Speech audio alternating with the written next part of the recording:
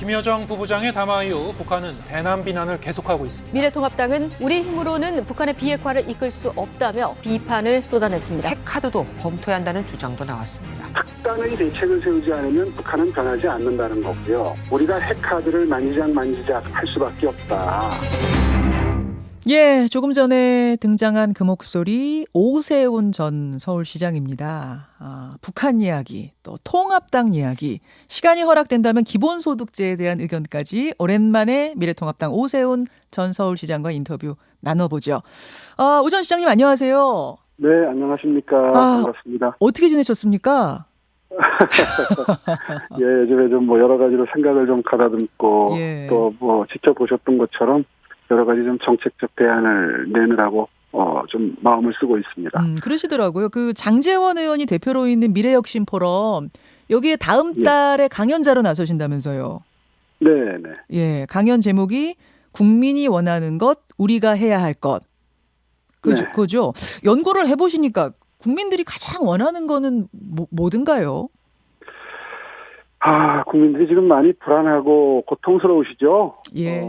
특히 4차 산업혁명 본격화되면서 대량 일자리 상실의 시대가 예상이 되고, 코로나. 예, 코로나 팬데믹 때문에 또 이게 가속화될 가능성이 높고 해서 다들 불안하신데요. 예, 거기에 더해서 바탕에는, 근저에는 이 성장의 과실, 효과가 이 계층적으로 시차를 두고 나타나기 때문에 생기는 어떤 그 상대적 박탈감, 또 한국인 특유의 어떤 그 내 자산에 대한 과소, 너무 적다 이렇게 생각하는 어떤 그런 그 절대적 빈곤감, 이런 것들이 전부 어우러져서 굉장히 피곤한 사회가 됐습니다. 네.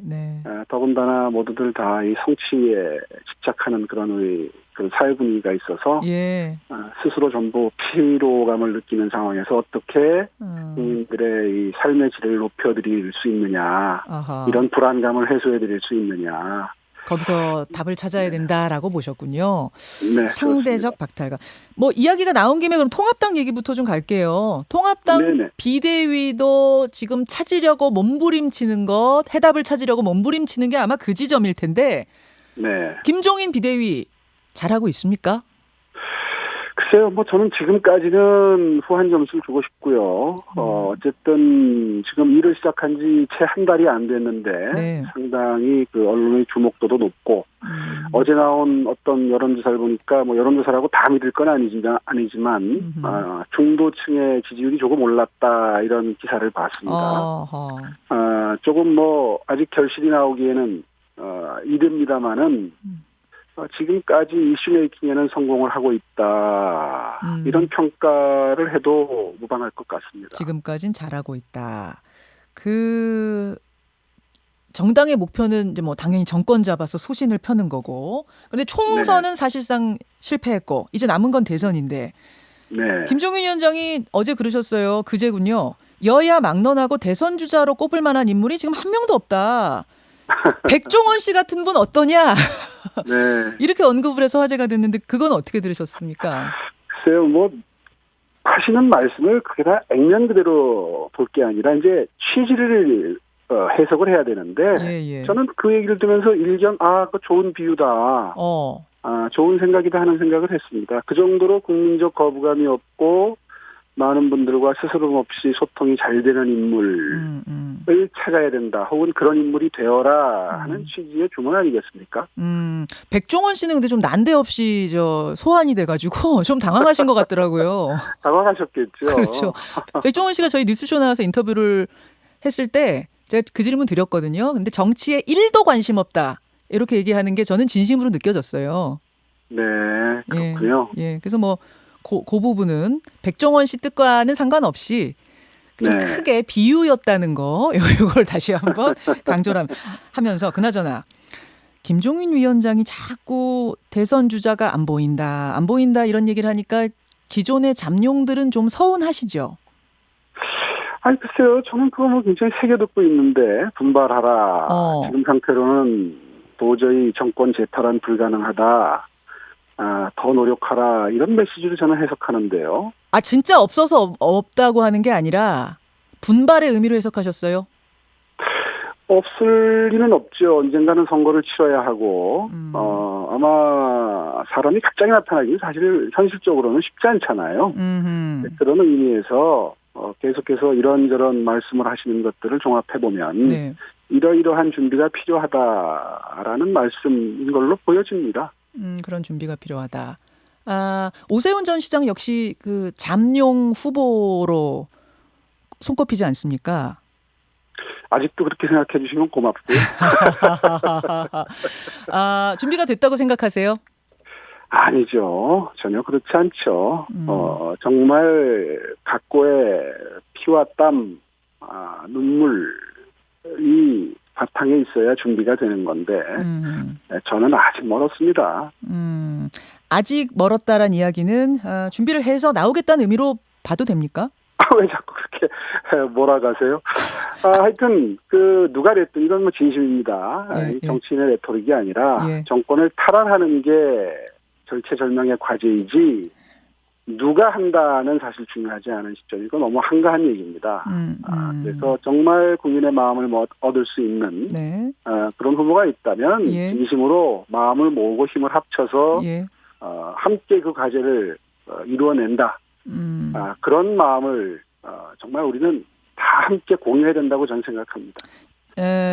백종원 씨 얘기를 어제 김종인 위원장이 언급한 다음에 어떤 해석들이 정가에서 나왔냐면 김종인 위원장 본인이 대선 후보로 나서고 싶어서 저러시는 건 아니냐라는 해석들이 실제로 나왔어요. 어떻게 보세요? 뭐 그럴 가능성도 전혀 배제할 수는 없는 게 정치죠. 아니 너무 나이가 좀 많이 드시진 않았습니까? 무슨 연령이 뭐가 그렇게 중요하겠습니까? 지금 저렇게 활발하게 활동하시고 또 이슈 메이킹에 성공하는 걸 보면 예. 충분한 자질은 갖추고 계신 분이고요.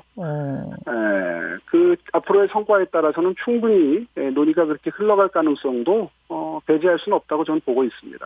그렇게 보시는군요.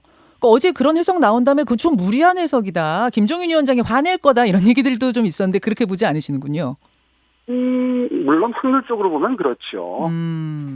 그러나 뭐 모든 게 다 살아서 꿈틀꿈틀 움직이는 게 정치인데, 이런 가능성은 전혀 없다 이렇게 말할 수 있는 사람이 누가 있겠습니까? 알겠습니다. 어쨌든 그 발언이 워낙 이슈가 돼서 당내 분위기 또 오세훈 전 시장 의견 좀 여쭙고 다음 이슈로 넘어가죠. 지금 남북 관계 아까 한가한 때가 아닙니다라고 말씀하셨을 만큼 남북 관계가 냉각기에 들어선 좀 엄중한 상황인데 해법으로 핵무장론을 언급하셔서 좀 아이고 김현정 진행자께서도 또 핵무장론이라는 딱지를 붙이시네요. 아닌가요? 아까 저 말씀하신 발언 저희가 잠깐 들려드렸습니다만 그것만 들어서는 오세훈 전 시장도 핵무장론 주장하시는 건가 생각할 법한데요. 핵무장론이라고 하려면 아까 만지작이라는 표현이 기억나실 텐데 왜 그런 표현을 썼을까요? 핵무장 카드론이죠. 그러니까 쉽게 비유를 하자면 이혼하자 그러고 짐 싸들고 나가는 경우하고 짐 싸놓고 이런 거 해결 안 되면 나 나갈 수도 있어라고 말하는 건 완전히 별개의 문제입니다. 그러니까 핵 무장하자라는 진짜 무장하자라는 의미가 아니라 핵 카드를 가지고 협상을 하자, 설득을 하자 뭐 그런 말씀이세요? 그렇죠. 세 가지 옵션이 있는데 자체적인 능력으로 핵을 직접 개발하는 방법이 있고 그런데 그건 미국의 그 핵 도미노를 우려하는 입장 때문에 성사될 가능성은 거의 없기는 해요. 그러나 우리가 이런 의지가 있다, 능력이 있다 하는 걸 대내외에 과시하는 게 하나. 그다음에 두 번째 옵션은 전술핵 재배치. 세 번째 옵션은 나토식 핵 공유 프로그램. 이 세 가지의 선택지를 놓고 우리 사회가 격렬히 토론하고 논쟁하는 모습을 보여주는 것 자체가 중국을 굉장히 자극할 가능성이 높고 그것이 북한을 움직이는데 가장 유효적절한 카드다. 이게 제 주장의 요지인데 지금 민주당 일각에서 이제 굉장히 감정적으로 저를 이 안을 비판하고 비난하는 분들은 사실은 헛개비 때리기를 하고 있는 거예요. 헛개비 때리기요? 저는 이 정치권에서 아주 못된 습성이 헛개비 때리기라고 생각합니다. 그러니까 상대방이 주장하는 걸 올바르게 묘사해놓고 그걸 논리적으로 반박하는 게 아니라 자기가 비판하기 좋은 형태로 가공을 해놓고 그걸 공격함으로써 그 사람이 그 주장을 하는 사람으로 자꾸 만들어가는 거예요. 그러면요, 오세훈 전 시장님. 통합당 일각에서 실제로 핵무장론을 주장하는 분들도 계시잖아요. 있죠. 계시죠? 하고 지금도 있죠. 그분들과 오세훈 전 시장과는 궤를 달리하죠. 궤를 달리한다. 지금 그 미래통합당 내에 그 군 출신 모 의원님께서 주장하는 건 확실히 제가 보기에도 핵 개발이더라고요. 그렇죠, 핵무장론. 그건 뭐 군 출신다운 발상이신데 네. 사실상 현실 정치 메커니즘으로 볼 때 아까도 잠깐 언급을 했습니다마는 우리가 핵을 개발하면 일본도 가만히 안 있을 거고 그렇죠. 베트남도 들썩거릴 거고 그렇게 되면 아시아 전체가 핵 화약고가 되기 때문에 그렇죠. 미국이 절대 동의할 리가 없는 거예요. 다만 여기서 강조하고 싶은 것은 트럼프 대통령도 대통령 되기 전에는 한국과 일본의 핵무장론을 동의했었고 아이디어 차원에서 동의해줄 수 있다고 얘기했었어요. 또 전 국방장관 페리, 맥메스터, 심지어는 트럼프의 외교 정책을 가끔 조언을 한다는 키신저 박사조차도 왜 한국과 일본이 핵무장 안 하는지 모르겠다. 북한이 하면 한국도 당연히 하는 게 국제적인 질서다. 네. 라고 얘기하고 있는 게 현실이거든요. 자, 거기에는 일단 동의하지 않으신단 말씀이시죠? 핵무장론에 대해선? 그렇죠. 핵을 그렇게 말씀하시면 카드로 쓸 수가 없죠. 핵을 무장할 수도 있는 것처럼 해야 카드가 되는데. 근데 지금 이게 카드, 협상용 카드라고 말씀하시는 순간 카드는 날아간 거 아닙니까? 그래도 대국민 설득을 하고 홍보를 하려면 이렇게 정확히 설명을 드려야죠. 알겠습니다. 한국말을 다른 나라에서 몰라야 될 텐데 이게 뭐 중국에서도 다 알아들을 텐데. 이미 다 알아듣고 반응이 오고 있습니다. 어떻게 반응이 오고 있습니까? 제 일을 도왔던 참모 중에 하나가 깜짝 놀랐다는 거예요. 중국의 한국 관계 전문 교수가 전화를 걸어와서 묻더라는 거예요. 이미 효과는 나타나고 있습니다. 그래서 이런 주장을 하는 것을 야당 쪽에서 이런 주장이 나오는 걸 정부 여당은 잘 활용을 해야지. 이런 목소리도 있다는 걸. 비판 일변도로 비판이 아니라 거의 비난인데 요즘에 감정적인 비난인데 이건 참 지혜롭지 못합니다. 알겠습니다. 핵 무장론이 아닌 핵 무장 카드론이라는 거 요거 좀 다시 이걸 잘 활용하자면 이렇게 얘기를 하니까 또 뭐 꼬리를 내린다 또 누가 그렇게 비판을 해요. 그런데 그 작년에 나왔던 제 책 미래에 분명히 제가 밝혔었습니다. 나는 핵 무장론자가 아니다. 알겠습니다. 그러나 이런 외교적 해법이 있으니 북한에 가장 큰 영향력을 미칠 수 있는 나라 중국을 움직이는 게 가장 실효성 있는 방법인데 그 방법은 아마 이 방법일 것이다. 그런데 문재인 정부는 출범 초에 아예 우리는 자체 핵 개발 의지도 없고 전술핵 재배치도 전혀 고려하지 않겠다고 한마디로 말해서 차 떼고 포 떼고 장기 두기 시작한 겁니다. 알겠습니다. 핵 무장론에 대해 반대 입장이셨던 걸 저도 예전에 기억이 나는데 왜 이런 얘기가 다시 나왔을까 궁금해서 그 부분 좀 정확히 다시 확인을 했고요. 정치인들의 참으로 못된 습성 중에 하나입니다. 오세훈 전 시장님. 아니 지금 사실은 저희가 그 안심소득제 얘기를 좀 들어가야 되는데 이 얘기가 길죠. 하실 말씀 많죠. 뭐 간단하게 할 수 있습니다.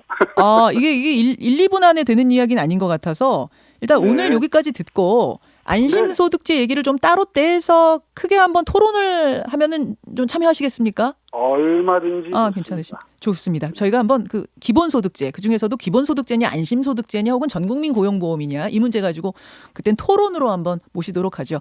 오늘 말씀은 여기까지 듣겠습니다. 네, 고맙습니다. 고맙습니다. 미래통합당 오세훈 전 서울시장이었습니다.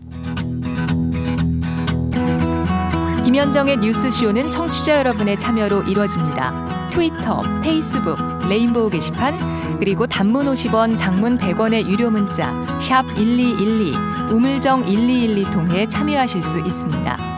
김현정의 뉴스쇼, 여러분과 함께 만듭니다.